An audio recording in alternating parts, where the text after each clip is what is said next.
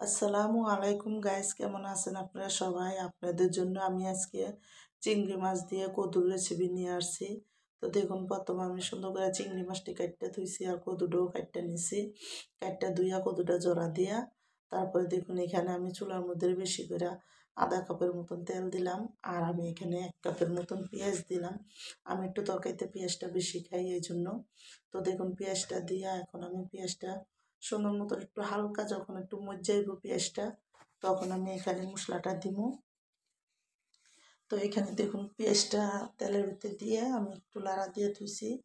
তো আস্তে আস্তে পেঁয়াজটা যখন ভালো করে একটু হালকা লাল হয়ে আইব, তখন এখানে আমি পেঁয়াজটা করবো। তো আমি পেঁয়াজটা একটু বাইঙ্গা দিলাম যাতে সব পেঁয়াজ সুন্দর মতন বাইঙ্গা তেলের সাথে মিলে যায়। তো একটু সুন্দর করে বাইঙ্গা দিলে কি পেঁয়াজটা দোলা একসাথে লাগিয়ে থাকে না। তো এখন দেখুন ভালো করে আমি পেঁয়াজটা একটু হালকা লাল করে আইছি।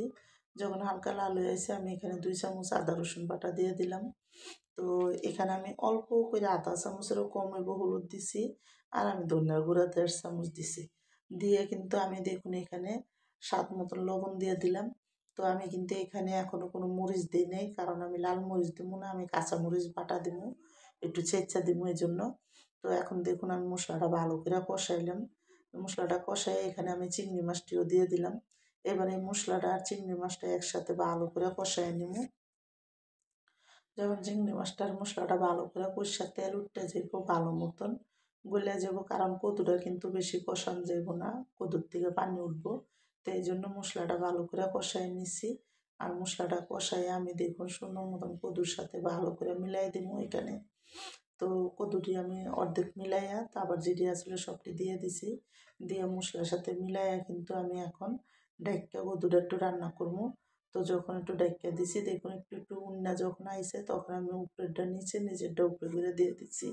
তো আমার এই কদুর রেসিপিটা যাদের পছন্দ তারা লাইক সাবস্ক্রাইব দেন, প্লিজ আমার ভিডিওটা আপনারা বেশি বেশি শেয়ার করে দিন আর সাবস্ক্রাইব করে দিন। তো এইভাবে কদু রান্না করে খেয়ে দেখেন, অনেক মজা লাগে। তা আমি কিন্তু দেখুন কদুটা যখন সুন্দর মতো উন্নে আইছে, ভালো মতন গলে আইছে, তখন আমি এখানে 2টা টমাটো কেটে দিয়ে দিলাম। আর আমি কিন্তু এখানে কাঁচামরিচটি ছেঁচা দিয়ে দিছি, ওটা দেখাইতে আপনাদের একটু হয়ে গেছে। তো এখানে দেখুন দিয়ে কিন্তু ভালো মতন যখন তরকারিটা হয়ে আইছে, তখন আমি উপরে দেওয়া ধনিয়া পাতা দিয়ে তারপরে কিন্তু আমি নামাই দেবো তরকারিটা। তো দেখুন এখানে ধনিয়া পাতা দিয়ে তরকারিটা সুন্দর মতন লাড়া দিয়ে দিলাম একটু, যাতে সব দিকে ধনিয়া পাতাটা একটু হালকা সিদ্ধ হয়। তো এখানে ধনিয়া পাতাটা দিয়ে কিন্তু আমি দেখুন হালকা একটু ঝোল ঝোল রাখবো, আর কদুটা কিন্তু হালকা ঝোল ঝোলই মজা লাগে। তো আমি দেখুন এখানে আমার কদু তরকারিটা রান্না পুরো সম্পূর্ণ হয়ে গেছে, আমি রেখে দিলাম।